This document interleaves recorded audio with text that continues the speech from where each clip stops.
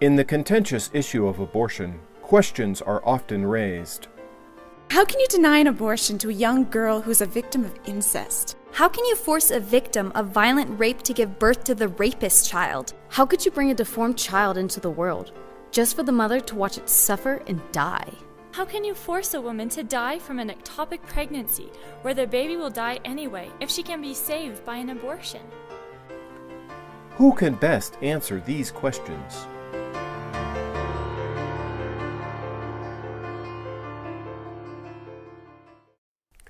Concerning the issue of abortion, the questions are often raised. What about rape or incest? What about fetal deformity? What about threats to the life or health of the mother? We have traveled far and wide to meet with people who have actually been involved in these difficult circumstances. I'm Keith Humphrey, and here are their stories. When I was a child, I was molested for several years by my stepfather. At the age of 15, I was a victim of date rape, and as a result of that, I became pregnant. Before the weekend was over, I had become victim to an acquaintance rape that had happened. I wasn't devastated about the baby as much as I was devastated about the rape. The baby was a highlight. My mother was raped at 13 years old. In 1972. She had me when she was 14 on July 20th, 1973. My daughter's birth mother was raped at 13. She is basically all of the hard cases that you've ever heard put forward by those who are abortion supporters. I told her, I said, I just want to tell you one other thing. I want to thank you for giving me life and not taking my life. It was a real shock to find out that I in fact had an anencephalic baby. Why is it that my life is expendable to you? And I hope that people will listen to the children of rape conception and the mothers who've either had us or aborted my peers and know the truth. When a child is conceived through rape or incest, the mother is often pressured to abort against her will by the perpetrator or family members who just want the problem to go away. But this is the worst possible situation for a woman to have an abortion. It only compounds and exacerbates the feelings of trauma, guilt, and shame that accompany the rape, to such a degree that some say it's a second violation of their person. But when a mother finds the strength to give birth to her child, she is encouraged to be a better person for their sake. She is comforted by the natural human love and affection from her baby. She finds hope and redemption through the process to such a degree that they will say that if they had to suffer it all over again, they would do so for the sake of their child.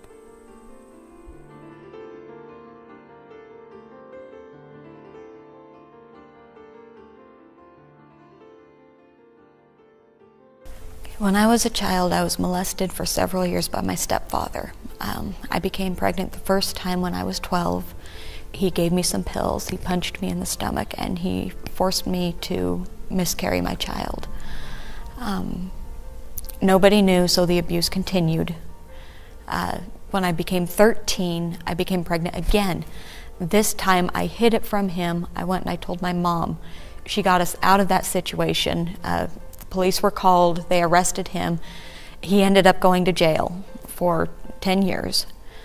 The court ordered me to see therapists and see doctors and everything else that an abuse victim needs and a pregnant person needs. I was told by friends, by some of my own family members, by several people within the court system, within the public within churches, that I should take care of this and not carry the baby to term, because it would make it easier for me to just forget about what happened and to move on with my life. But when I was 13 and 14 years old and I didn't know how to deal with it, and I was having flashbacks, I had this little bitty baby. My mom would come her in and put her in my arms, and I could see this precious little face, this teeny tiny little face, because she was a tiny little thing. And it gave me hope. It gave me a reason to get up in the morning, because Instead of the fear and the dread that I had been living with for years, I now had this child that I looked forward to hearing her giggle and seeing her smile, and a child that I could work for to maybe make a better life for. Someone that I could watch over and make sure nothing happened to her. She gave me a purpose. When people try to use rape and incest to justify abortion, it infuriates me. I was a 13-year-old child and I was nothing special. If I could do it and have that child help me heal at 13, anybody can do it, and that child will help them heal.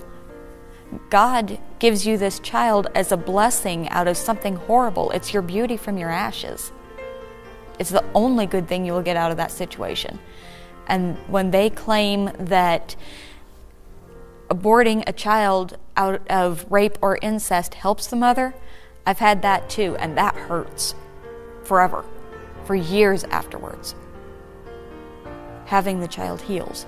I can see each and every choice I made, and each and every step I took was guided by God. He's the one that got me through it. He held me up when I couldn't stand anymore. He held my hand and walked me through it when I was just about to break down. He's the one that gave me Josie so that I could live through this and heal from this. Anything done to me is nothing compared to the joy I've had with Josie. As ornery as she can be sometimes. If I knew from the beginning, yes, I would do it all over again. I would go through every second of it.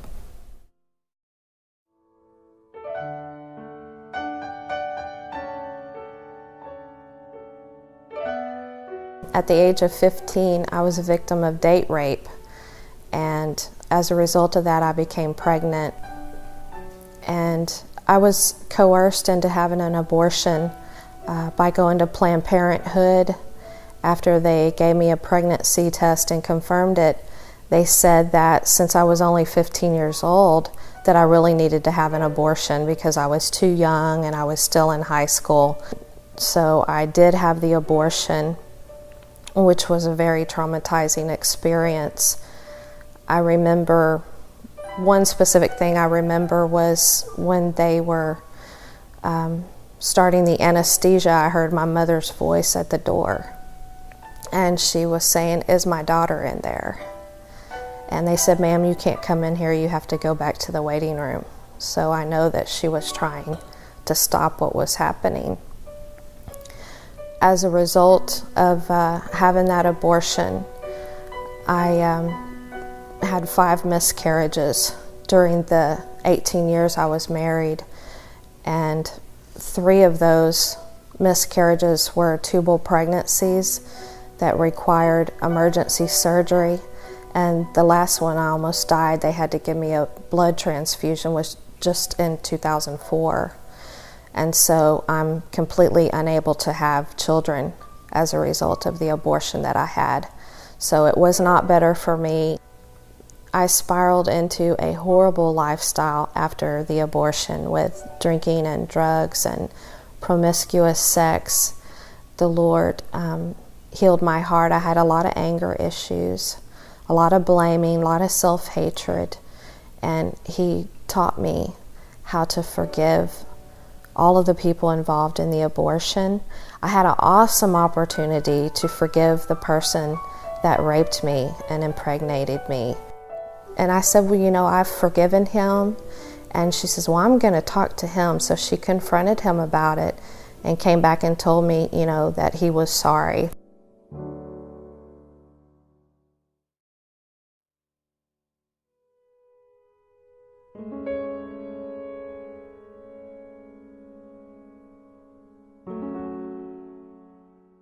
It was spring of 1991, Easter weekend. A girlfriend and I decided that we were going to go to Memphis, Tennessee and kind of do the Elvis thing.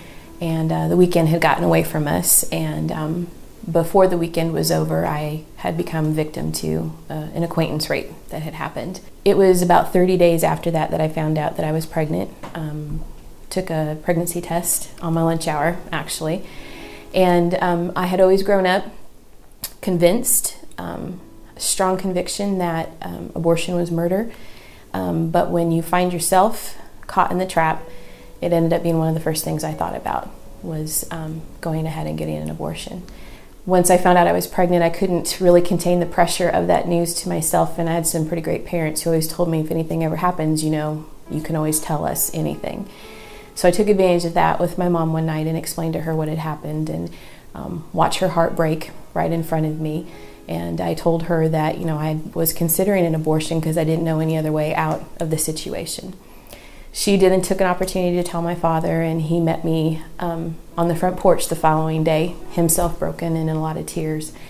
And we walked into the house, and he wanted to know how things had unfolded, and then he had said that abortion is murder, and we're not going to do that. And honestly, I felt in that truth a new liberty, a new freedom to go ahead and do the next best thing for us.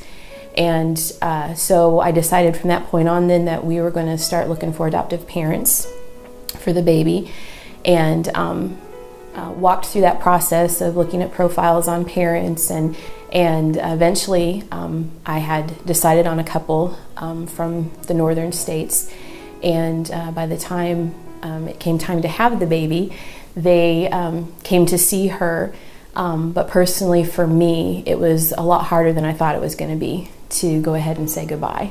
So I actually called a girlfriend of mine who was a mother of 2 twin boys that were 2 years old, single mom, and it said, tell me everything, you know, horrible about being a single parent. Just try to convince me that it's the wrong decision, and there was nothing she could say to convince me otherwise. This baby looked me in the eyes, and there was just no way that I could just not be her mom. Being a single parent obviously has a lot of pressures to it. But there has never been a time, ever once, that I've ever regretted the decision. There was just an increase of love and purpose that she brought into my life with that choice. There was a new drive in my life to do well by her because she deserved it. I knew from the beginning that there was nothing of her conception that needed to reflect on her value. I've never felt that I've been lacking in life, which I know, despite the circumstances, is kind of crazy for people to think, you know, maybe she's felt without a father or felt like a void in her life, and I've never had that lack in my life. I think God's given me a purpose in life to talk to girls who've been in situations like my own or who are in families that they don't have the best family life. She doesn't have the best father figure, and since God has helped me in my life through the circumstances that I've been put in and put through, I feel like I have a big testimony of my own to be able to share with people.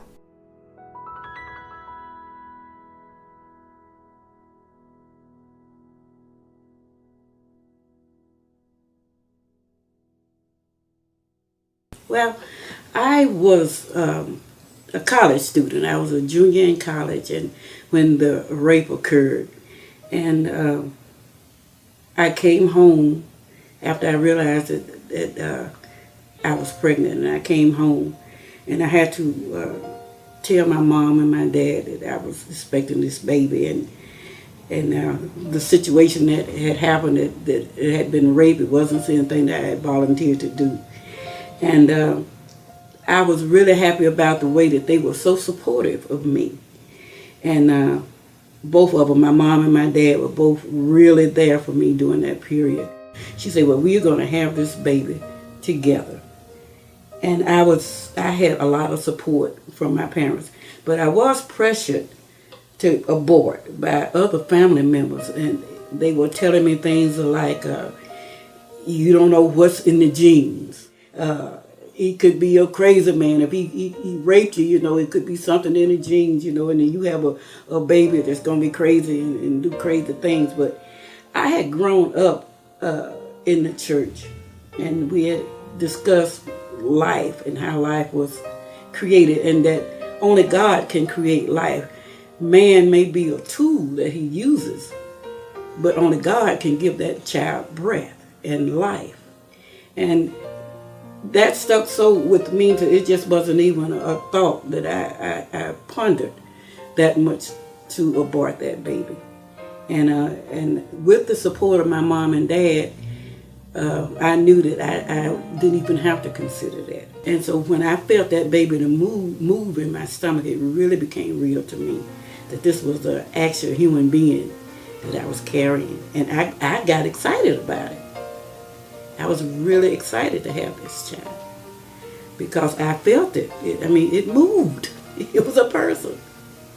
And it was going to be something that I can love. And I had people asking me a lot about, well, won't that, if you have this baby, you won't ever be able to forget, how it was conceived and all of that. But when Clarissa was born, and I looked down at that little old fat black baby with all the big old loopy curls in his hair, no thoughts of that guy came to me. It was just, this was my child. This is my baby. And she had this big old smile, and I just fell in love with her. I fell in love with her before she was born. I fell in love with her when she kicked in my belly. But when she was actually born and I was able to hold that child, it was just precious to me.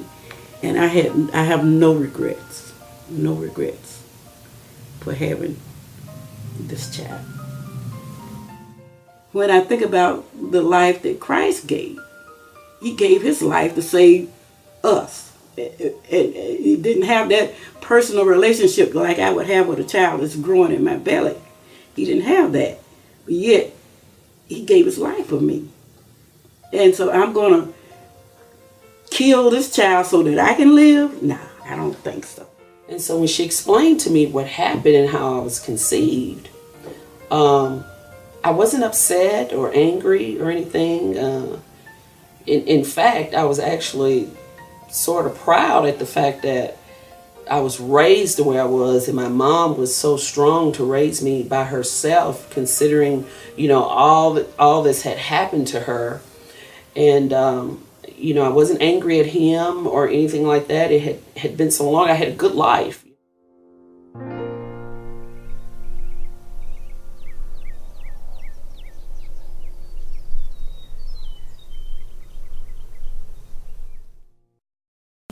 I was 2 weeks after my 17th birthday.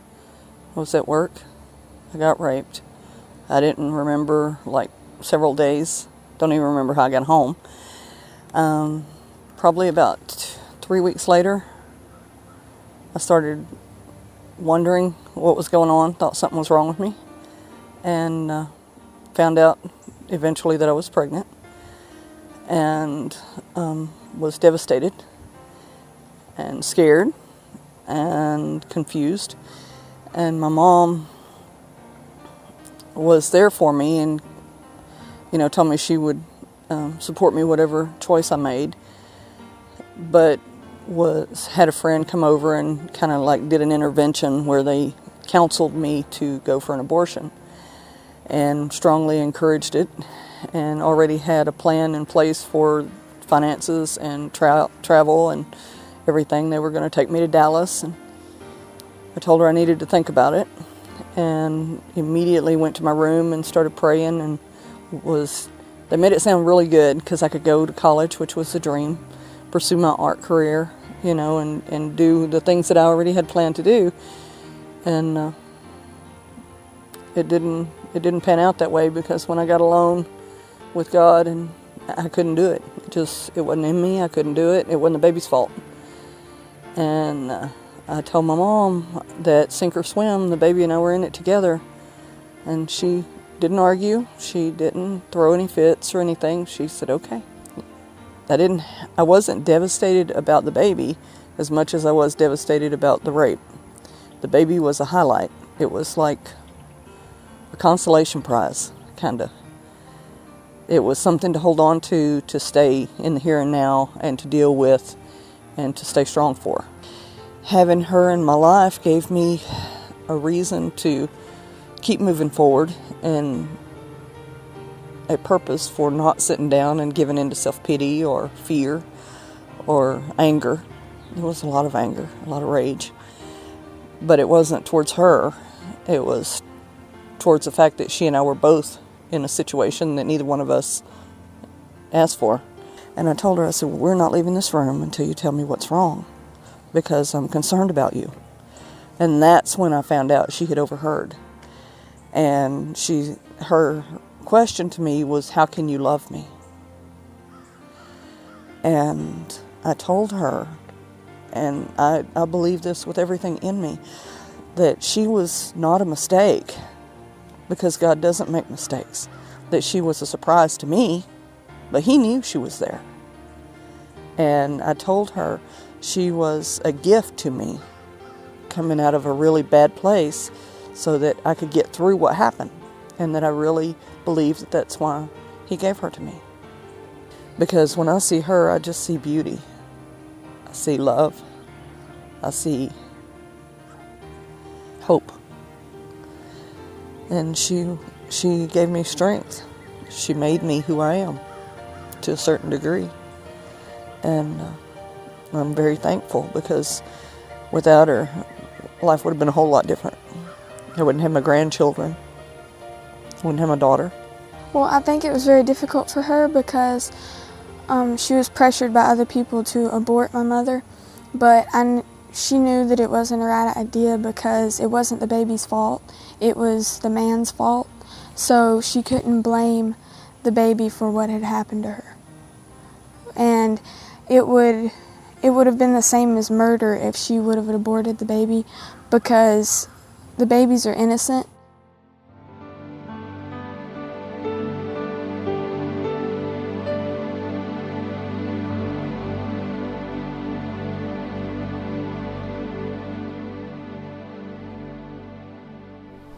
A human being is so much more than a mere function of their DNA. Just because someone was conceived in rape does not mean that they are somehow more predisposed to certain bad behaviors. A person can become anything in this world, irrespective of the circumstances by which they came into it. She wanted to hold me one more time before relinquishing me to the orphanage. And to avoid her getting attached to me, they told her that I had died. So all this time and throughout her life, she assumed I had died for some kind of complication, but yet intuitively she felt like I was alive out there somewhere. She didn't know why, she just sensed it, that I was alive. A person came up to me and told me after I'd made this speech, I had said in my speech there was two things I wanted. One was to be able to tell my biological mother that life turned out great, she didn't make a mistake, and I wanted to thank her for giving me life and not taking my life. And I thought that was very important for a mother to know, and I would think any mother would want to know that, that they made the right decision and that life turned out well for the child that they gave up for adoption. God thinks I'm legitimate. I have a purpose. You know, they say there's two great days in your life, the day you were born and the day you found out why. So my mission was, what is my purpose in life today? And what does God have in store for me? People stereotype you as you'll end up being no good. And a classic example of this, a good friend of mine, he is a probation officer in Pueblo, Colorado. He was talking about how him and his wife were having trouble having kids. And I told him, I said, well, why don't you adopt? And so he never knew I was adopted. And I said, why don't you adopt? And he says, oh, those kids are terrible. They end up being criminals, they're no good, they're a pain. I would never do that. And I said, well, let me tell you a story about a boy that was adopted when he was 5 years old. And I start telling my story in the third person. And how this young boy grew up with adopted parents and became a law enforcement man and retired and ended up becoming the mayor. And well, he knew then that I was talking about myself. And the kind of humorous side about his response was he looked at me and he stared and he said, dude, I'm sorry. And I said, you don't need to be sorry, but what needs to change is how you view people. And this time she answered the phone and I called from a different number. And I said, Gloria, don't hang up. This is Ray. I want to explain a couple of things to you. And if you never want to meet me, I'm okay with that. I just want you to hear me out. And she was quiet. And I told her, I said, I want you to know that life turned out great. I gave her a little chronological story about my career as a policeman, how I was adopted and retired and published a book and became the mayor of Fort Collins and was elected for 3 terms. And the more I told her, the more she listened. And it's a mom's curiosity. And she said, no, I want you to know, not only for health reasons, but I just think you should know the story and what happened. And she went on to explain that she was violated against her will.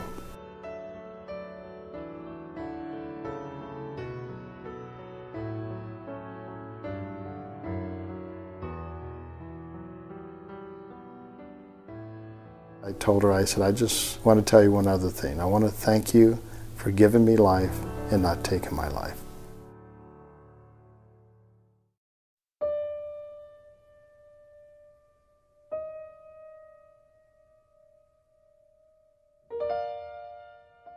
When I met my mother, as I said, she was in a wheelchair, and I knelt down beside her and we talked for a little while until we got used to each other, and I asked her what were the circumstances of my conception. When she told me, I broke down crying and I placed my head in her lap, and she patted me on the shoulder and she says, honey, stop your crying. I've forgiven those men, and look what God has done. He's brought you back to me. God is faithful. She had prayed for 48 years. Some people pray for a long time and they don't see answers to their prayer. It doesn't mean God hasn't heard. She consistently prayed, and 48 years later, her prayers are answered. And when she said she forgave those men, I said, then I can't not forgive them. I have to forgive them. The Bible says that if we do not forgive, we will not be forgiven, and that was Jesus' words.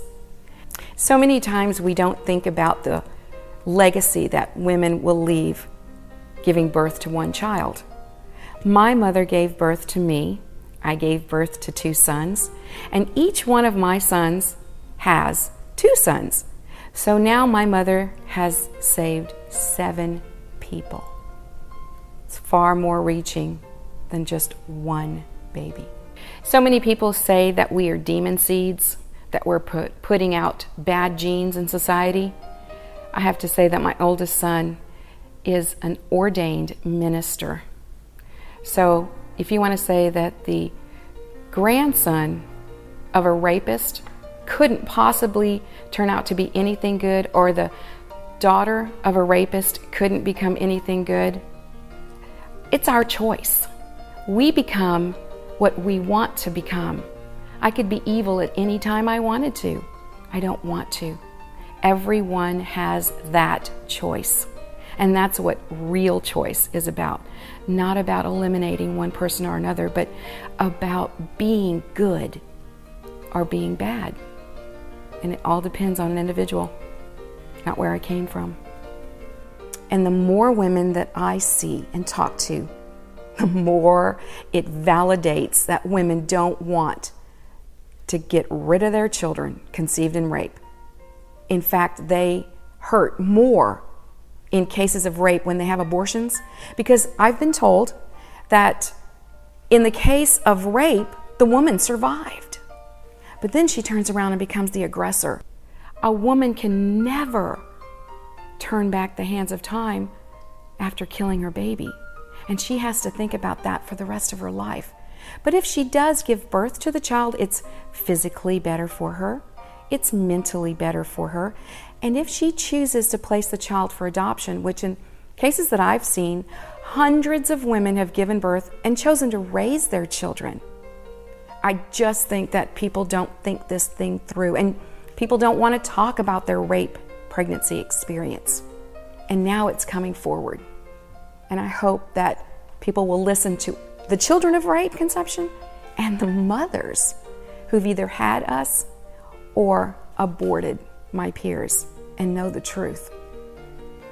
I have value that is intrinsic because God created me.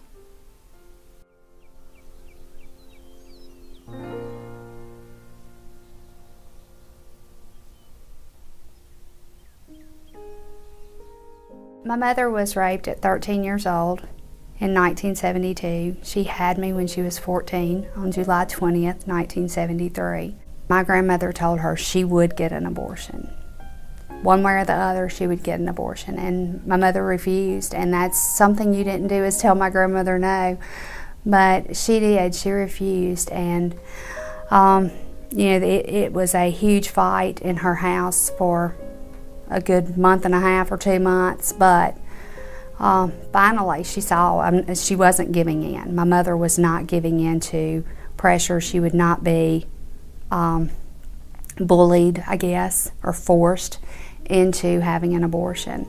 And then it was suggested that she would give me up for adoption, and adoption's great. It's a wonderful thing, but she wanted to raise me. It wasn't my fault that she was raped, and she wanted to raise her baby, and she did. Later in life, God continued to show me I had questions still. Why would I be conceived in rape? Why would God want me? What purpose would He ever have for me? And I guess when my son was born, I knew His purpose for me. Every time I looked at that child, I knew. When Cade was 4, I knew that he was going into the ministry. I knew where that child's heart was, and it was in Christ.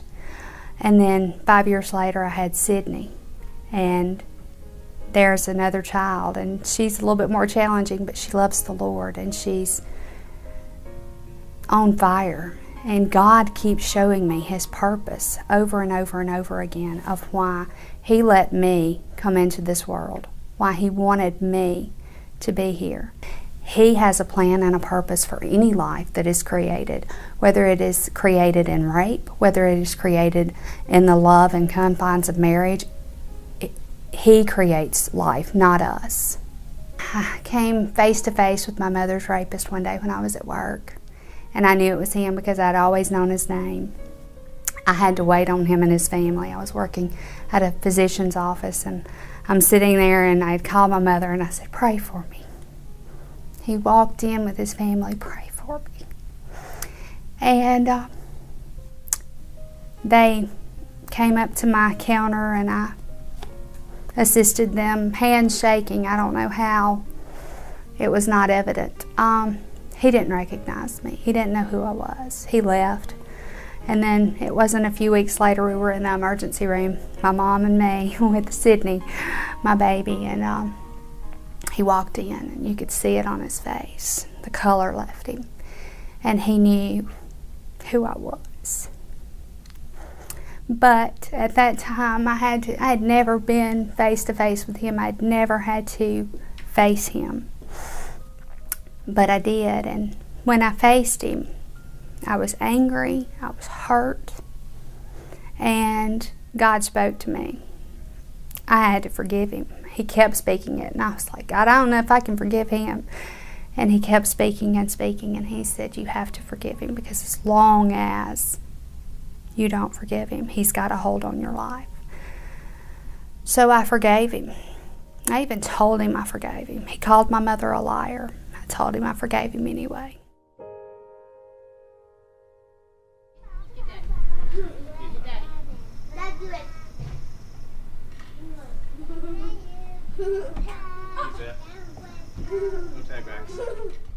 My daughter's birth mother was raped at 13. She is basically all of the hard cases that you've ever heard put forward by those who are abortion supporters.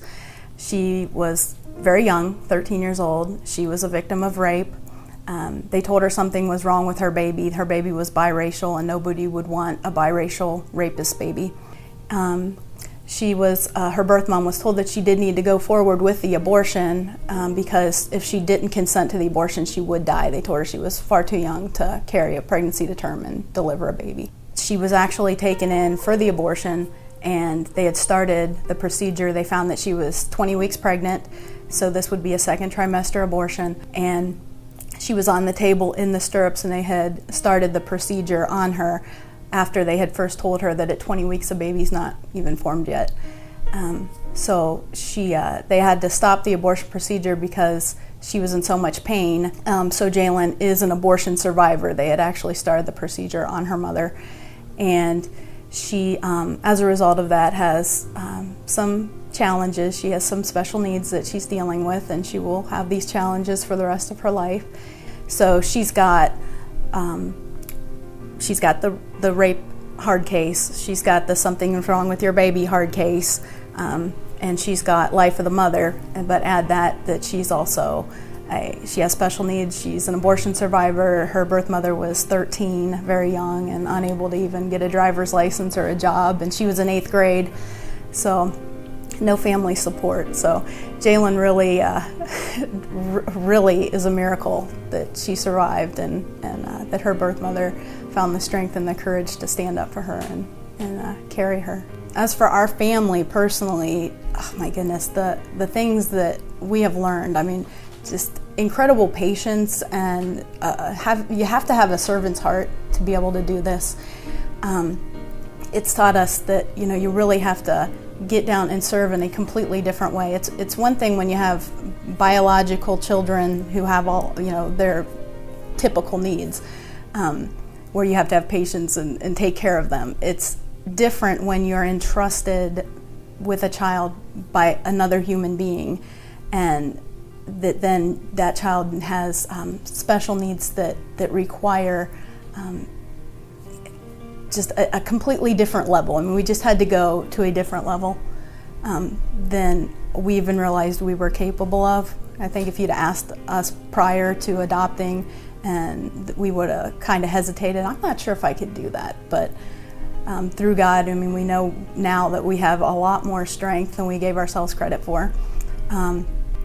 Our other children, I mean, they are learning lessons that we could have told them, we could have talked to them about, we could have read them stories, but they are learning that life, all life, is really valuable, that it doesn't make any difference if the child is rape conceived or special needs or of a different race or whatever their abilities, anything. None of that makes any difference.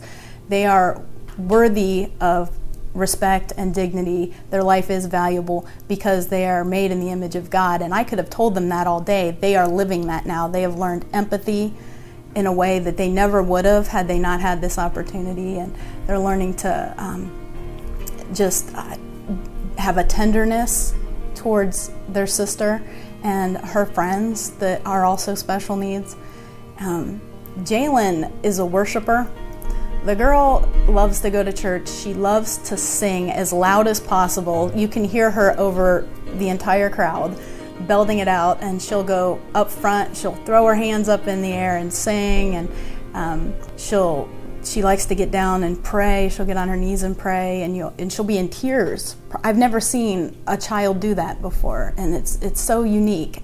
It's amazing to be able to witness something like that. She has a heart for other special needs children. She can pick them out of a crowd. We're at a birthday party and there's all these other kids around. She's not paying any attention to them, and a mother comes walking through the yard and she's carrying her child on her hip, and my daughter goes right up to her, and the little girl turns around and she has Downs, and my daughter's like, "Hi, what's your name?" And that's who she stuck with the entire time. Her best friend in school is a little boy named Judah, and he is he's an adopted son of friends of ours, and he's a victim of shaken baby. He's blind, he's mostly deaf, he's in a wheelchair, and Jalen loves him to pieces, and he can hear the tone of her voice, and she sings to him, and he laughs and smiles, and it is just amazing. She loves to pet his face and hold his hands. And the other thing about Jalen is she is a complete and total daddy's girl. I love that because God knew that she had that heart to be a daddy's girl, and in her situation she wouldn't have had a father figure. Jay, who's your best friend? Daddy. And? You.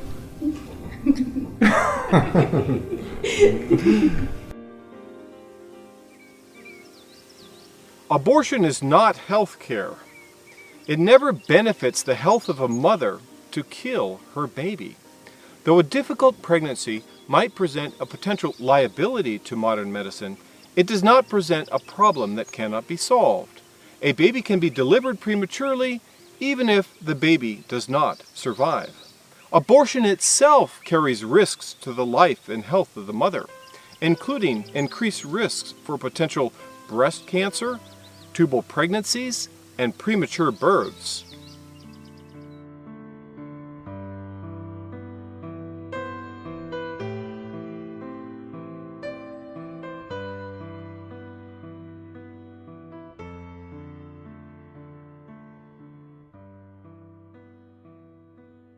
I'm a family physician and pediatrician. I've been practicing medicine for about 12 years.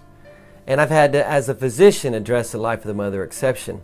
I had a pro-life woman in my office, was completely against all abortion, but she had a tubal ectopic pregnancy. She was told by the OB that the baby cannot survive, 0% survival rate. And so he urged her to get a methotrexate abortion. Now, you don't have to do a methotrexate abortion. As a matter of fact, the standard of care is watchful waiting, because the vast majority of these babies will die and the pregnancies will subside on their own, and the mother doesn't need surgery. She doesn't need an abortion. But he was protecting himself, and he ordered a methotrexate abortion. And 3 weeks later, this woman was bleeding profusely. So he did an ultrasound. To his horror, he discovered there was a pregnancy in the uterus. So either she had twin pregnancies, one in the fallopian tube in the uterus, or, as has been well documented, the tubal ectopic pregnancy dislodged and reattached in the uterus. And it turns out methotrexate abortions are not good health care after all, because it killed the baby. Both babies possibly, or at least the one that would have been a healthy pregnancy in the uterus. And so this woman was horrified to discover that she was unable to conceive later on, this pro-life woman. God's word forbids attempting, intentionally trying to kill a child. But if you facilitate delivery of a child and the child inadvertently dies, there's no crime that's been committed. There's no ill will or malice there. The Dublin Declaration is a statement of physicians in Ireland who are trying to prevent abortion being legalized in Ireland right now. There's a tremendous push to justify it based on the exceptions. The exceptions is like the little pinprick hole in the dam where the water starts leaking out. And it's just a matter of time for the dam comes crumbling down. And they're trying to, based on the life of the mother exception, justify and legalize abortion in Ireland. And these physicians are saying it's never necessary to kill the baby. You can facilitate delivery and try to save the mother and the child. You do not have to dismember and kill these babies. Some have argued, I'm pro-life, but I need to make this exception. We got to allow the killing of babies conceived through rape. We've got to allow the killing of babies conceived in incest, or babies that might be born deformed, or babies who might die anyway. When you make exceptions to the divine prohibition against killing, you have violated that commandment. You know, James 2:10 says, he that keeps the whole law and offends in one point is guilty of all. And a murderer has no eternal life abiding in them, whether you've killed 1 or 100. And so you can't say you're compliant with God's standard for life, that is, never intentionally kill an innocent child. And yet you've intentionally killed an innocent child. That violates the law of God, and He is the author of right and wrong. Relative morality fails to justify itself, much less a standard by which we can live. God is the author of right and wrong, and God said it's always wrong to intentionally kill an innocent person. And the devil's out there giving people alternatives. Yeah, it's wrong most of the time, but you can make this exception. What do we think of a man who's been faithful to his wife his whole life, but he makes an exception on a business trip with the secretary? He's an adulterer. I don't care if he was faithful most of his life. In the same way, if you've never killed an innocent person except one time, you're a murderer, and you've violated God's standard, and you need to repent. God's ways are always the best way to live. If you're driving down the road and you see a car go off a bridge into the water, and you dive into the water to try to heroically save the two people in this car. Let's say if you pull the driver of the vehicle out of the car, but you're unable to save the passenger, would it therefore be justifiable for you to take out your gun and shoot the passenger you're unable to save? No, it would not. That would be murder, even if that person was going to die anyway. It's wrong to intentionally kill an innocent person because they're going to die anyway. We should try to save them both.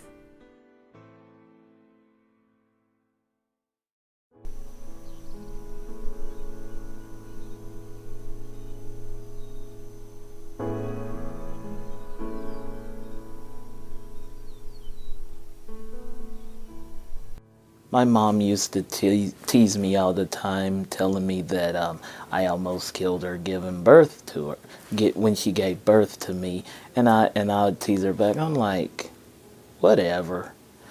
And she didn't mean anything negative by it. She was just being silly. But back in September of last year, I called my mom up and I asked her, and I said, "Okay, Mom, what actually happened to me?" And that's when she really started telling me that I was an ectopic pregnancy. She went in the hospital, as I said, with medical complications. Actually, as she shared with me, she was bleeding. And they wanted to abort me. But her words were, "If my baby have to die, then I will too."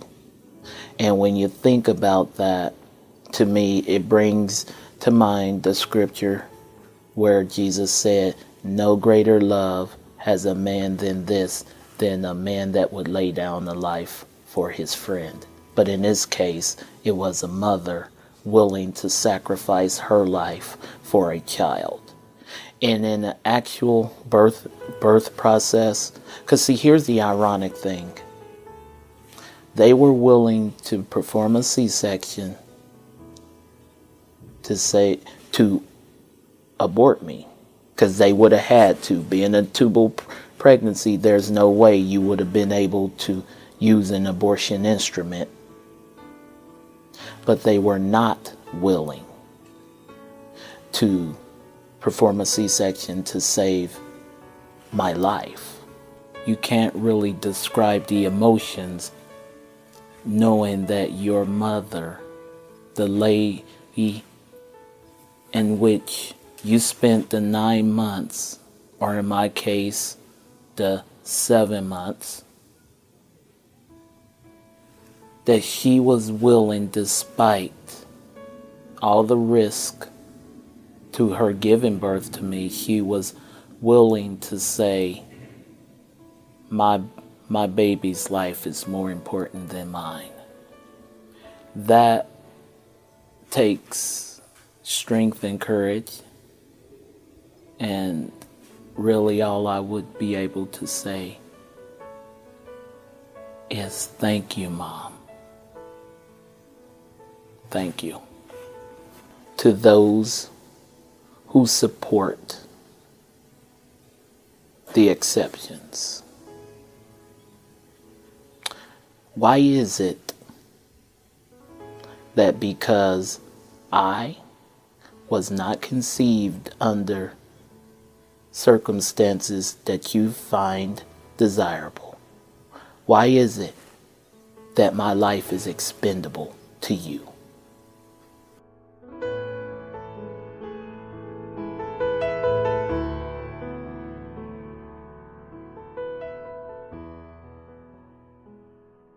It was a real shock to find out that I in fact had an anencephalic baby. She's the same baby. She was the same baby, even born with deformities. She was the same baby that was conceived. She was the same baby I delivered and went instantly into the presence of the Lord. It was the baby that he was looking at and probably letting sit in his lap, perhaps, I hope. I don't know what happens with them in heaven, but I know they're well taken care of. I look forward to seeing her again.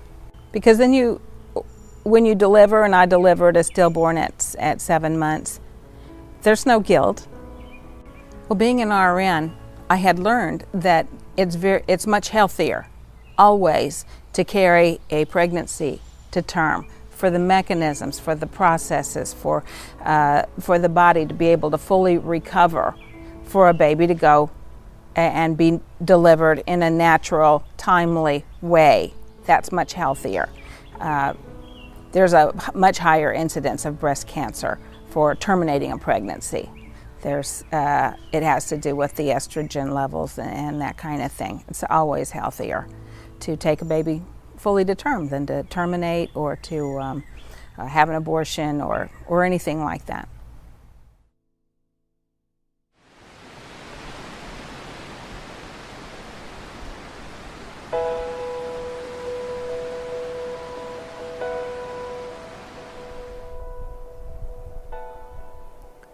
Some 9 out of 10 babies diagnosed with Down syndrome in the womb are aborted before they ever see the light of day. It is presumed that parenting these children will be so difficult that it would be better if they were never born.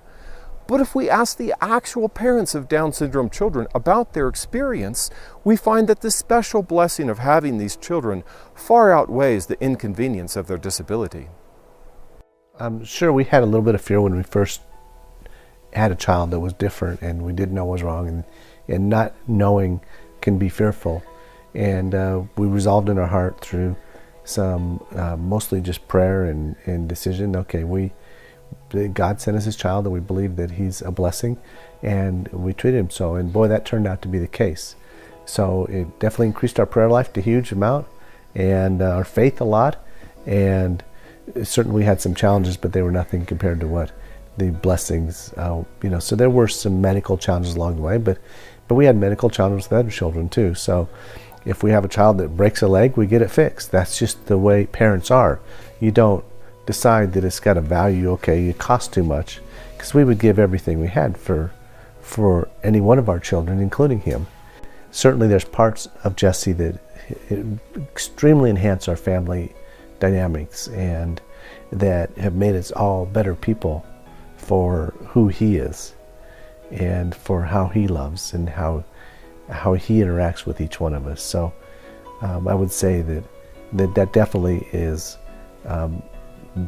been a great benefit to every single child in our family to have Jesse here. There tends to be a certain quality of Down's children that is unique amongst them. Many people say they're more like each other than they are like us. And so one characteristic of Down syndrome is their lovingness and their kindness and their affection, and some people just say the sweetness factor that they have.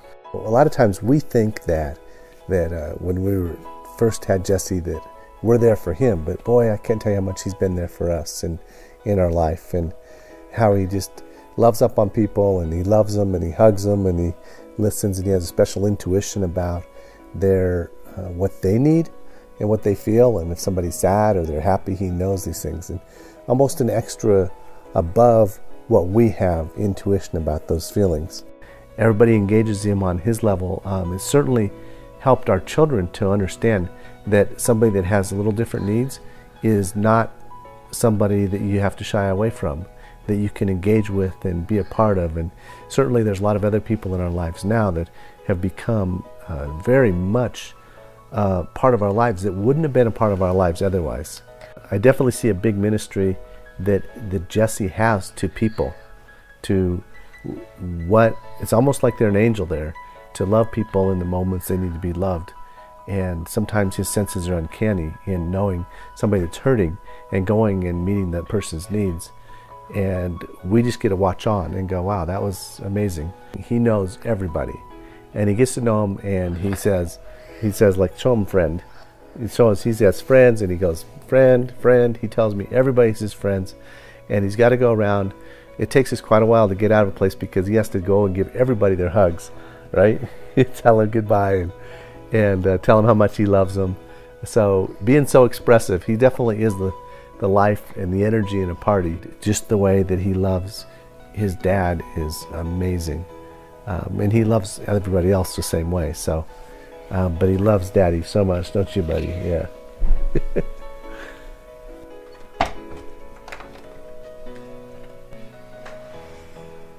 My daddy! Hi, Jesse. Oh, I miss you so much, buddy. How are you? Good. Good. I love you. Good.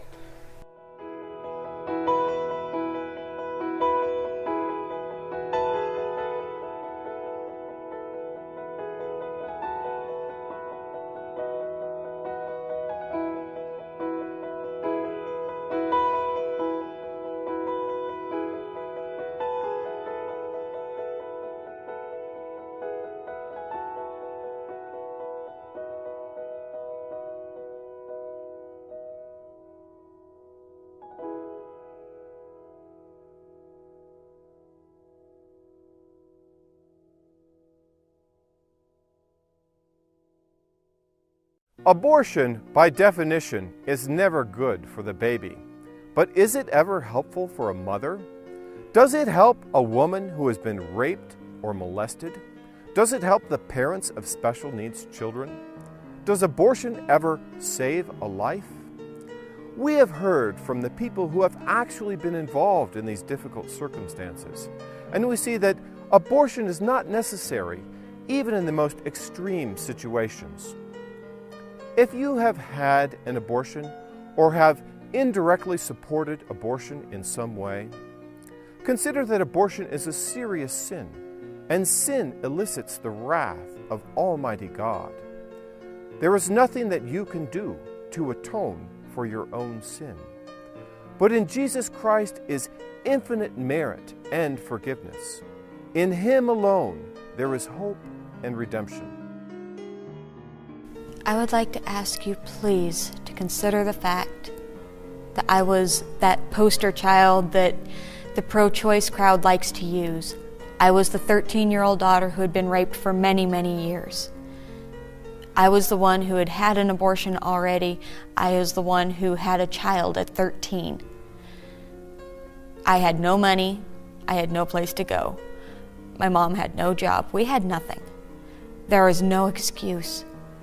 If we could make it through this and come through victorious with God's help, you can too. And if you support abortion in cases of rape and incest, please don't.